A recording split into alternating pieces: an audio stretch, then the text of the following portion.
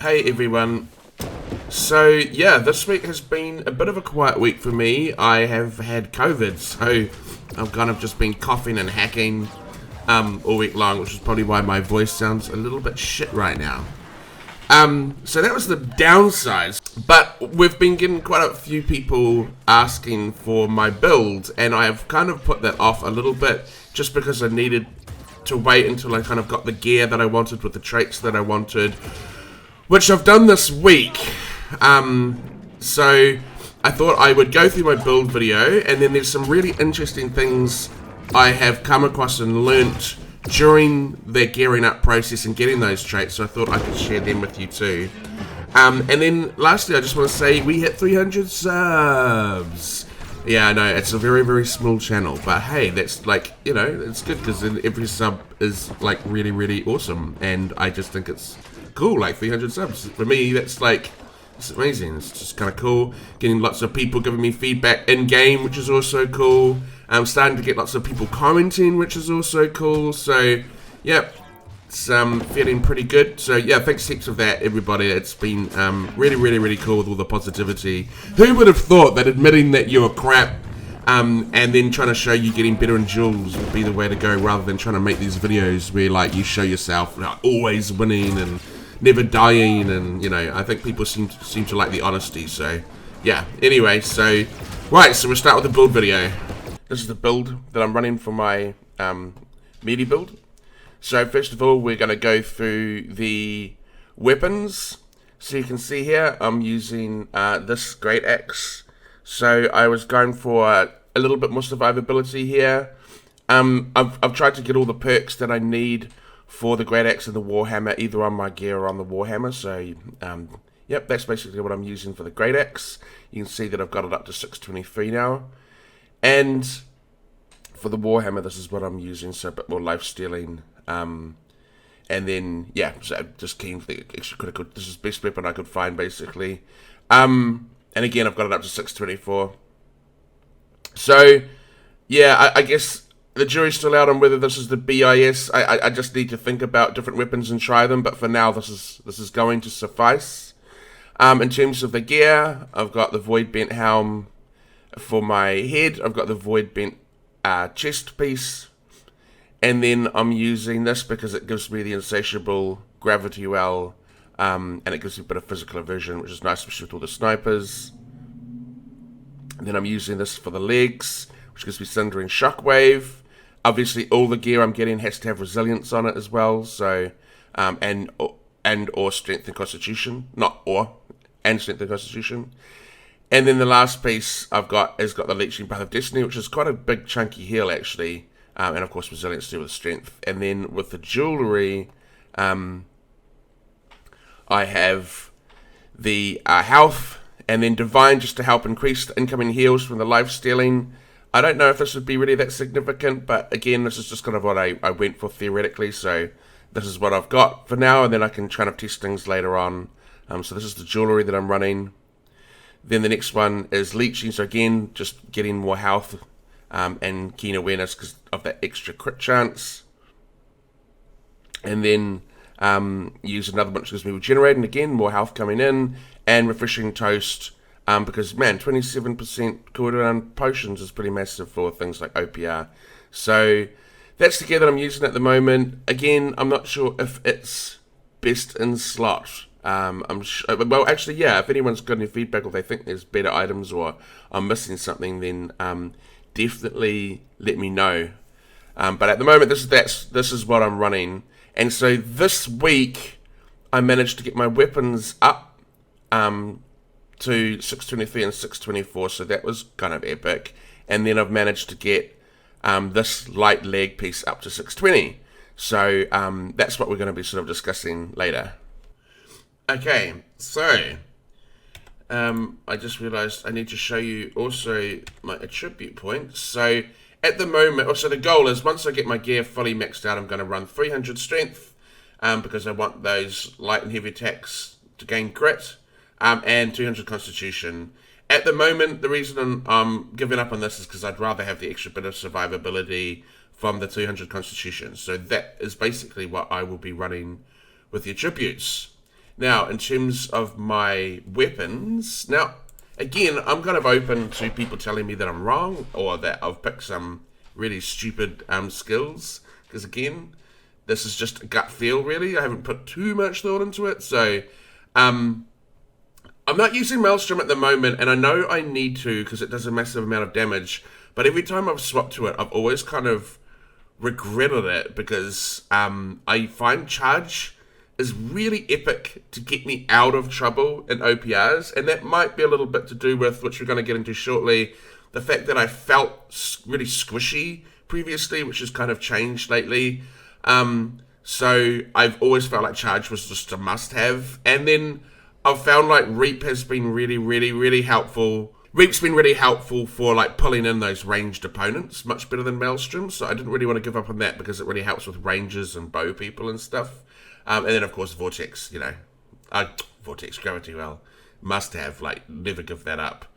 So those are the kind of 3 skills that I kind of gravitate to more than anything else. And essentially I wanted to go for the Bloodlust for obvious reasons.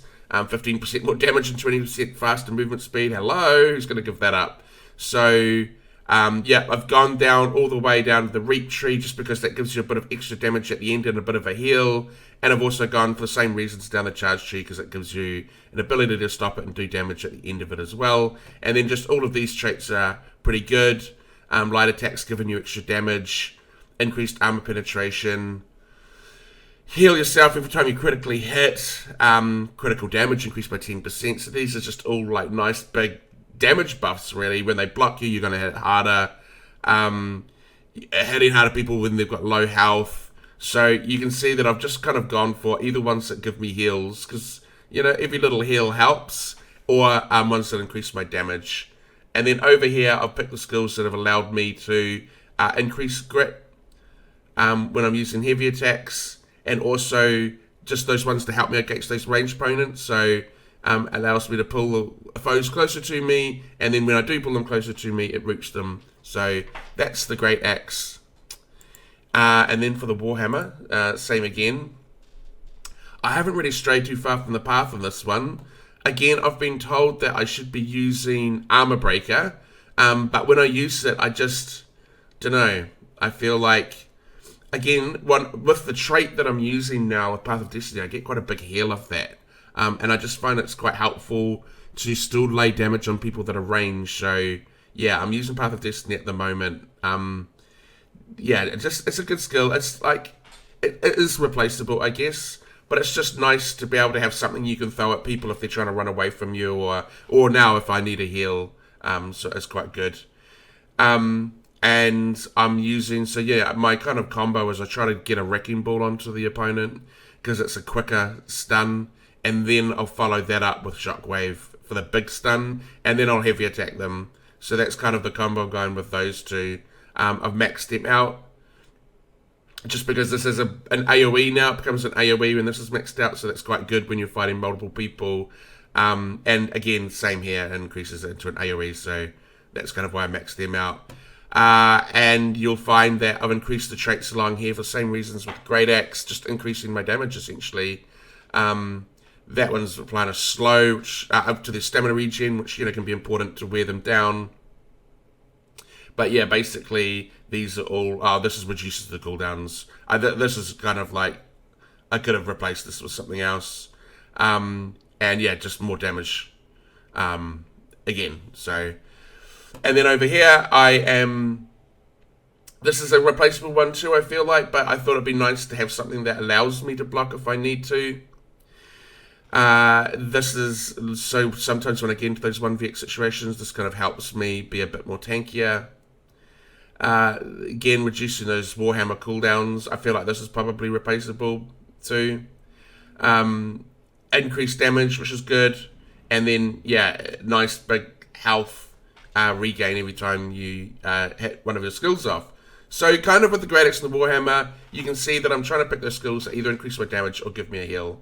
So that is basically the attribute points and the weapon slots. So yeah, feel free to give me any feedback if you think I'm doing something bad, or picked the wrong skill, or you think that I'm missing something. Definitely open to that feedback. Okay, so the first big change that I had this week was which I showed in the video, was I increased my weapon gear score. I think it was like last week it was like in the 590s.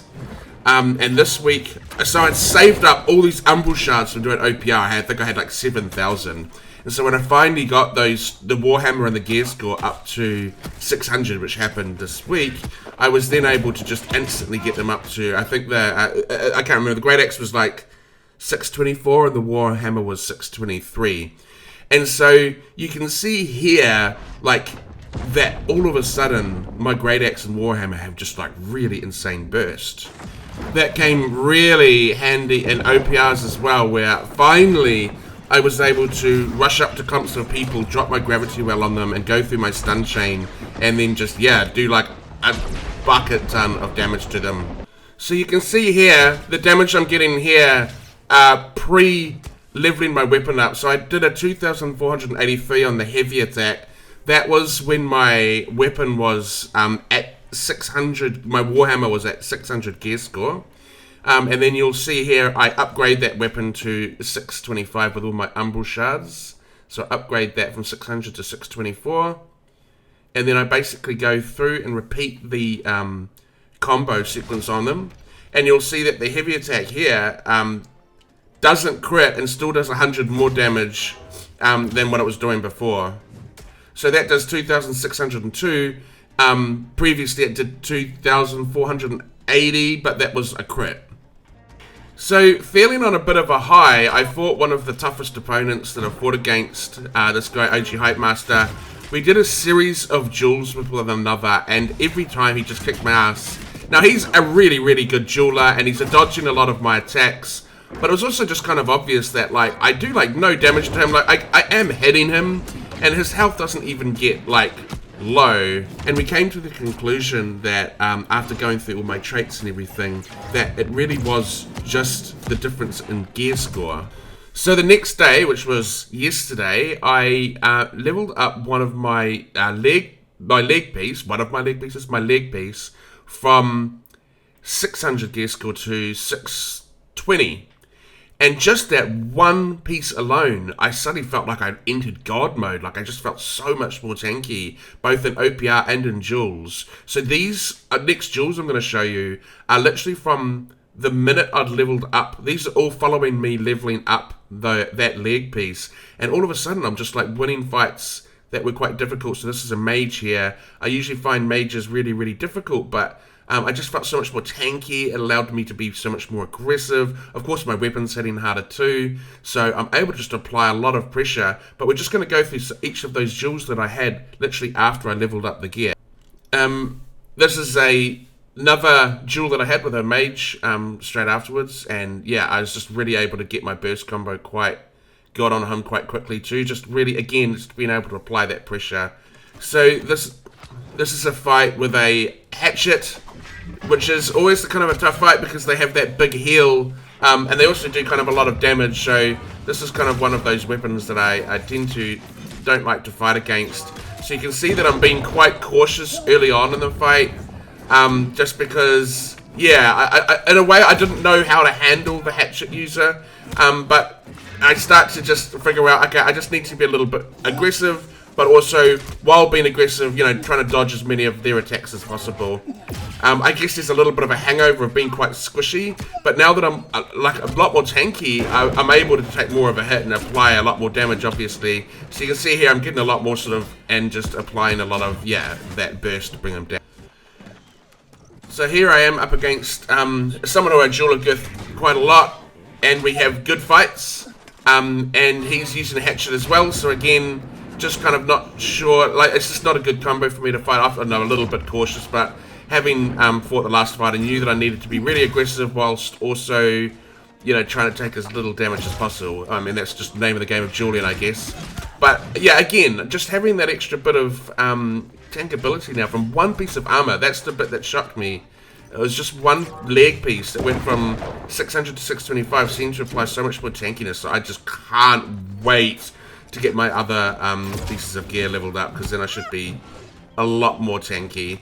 But you can sort of say at the moment we're playing a bit of cat and mouse. trying to see how things go.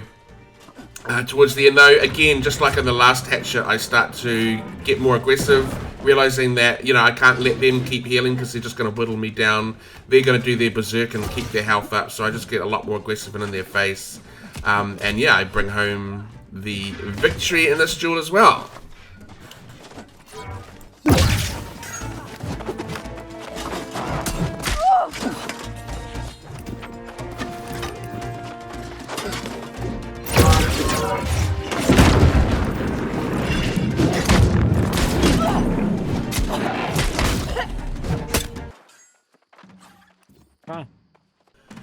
So here I have a fight with someone who had actually just beaten me in the first fight, but I felt like I had played kind of not that well, so I challenged them again. So yeah, Dex users can be quite hard to fight, especially them I've found anyway with the spear and rapier, because they can get their attacks off quite quickly on you, and you know, sometimes when you're the big lumbering kind of brawler, they can be easy to get their little sneak attacks and then get back out. So I was just kind of careful of their little attacks like that, making sure that I was dodging them, and then just trying to capture them in those, just get those little bits of damage off on them, just to wear them down. And so it seemed to work with the medium armor. And so once I'd beaten them in the medium armor though, I thought, look, if I change over to light, I'll be able to play more along the lines of a Dex user and apply more pressure. So here I switched over to light, so that I could fight them. So here you can see that, yeah, so I'm basically just changing the void bent pieces. And you can just see that I apply a lot more pressure on them because I can move a lot quicker. And so yeah, the fight ends pretty quickly with this one, just by changing over to light and having that extra mobility against them. So here you can see I'm still wearing the same light armor, and this is a spear and ice gauntlet user. So yeah, here I'm just playing a little less. I know that I'm not going to be quite as tanky, so I'm playing a bit more kind of in and out, hit and run kind of play style, making sure I'm not taking damage, and then just applying a lot of pressure when I can. So you can see I get them in that stun, and then yeah, I can apply a lot of burst really quickly, and because yeah, because I'm wearing light, I can apply a lot of pressure quite quickly. This one I'm fighting against a sniper. This is he was in one of my later videos where he was, you know, beating me quite consistently on the musket, so he was the one that sort of taught me a lot of the light armor tricks. I get quite lucky here, where I catch him trying to get away from me, and then yeah, I'm able to kill him quickly. However, it wouldn't be a camo video without showing the losses as well, so even though I won a hell of a lot of fights that day, so it was like a good feeling, I definitely still lost. As you can see here, I don't play very well here. He kind of puts me under pressure, and then I get a little bit flustered trying to pull it back under control, but he's very good at applying the pressure, and yeah, I basically just pretty much get rickrolled.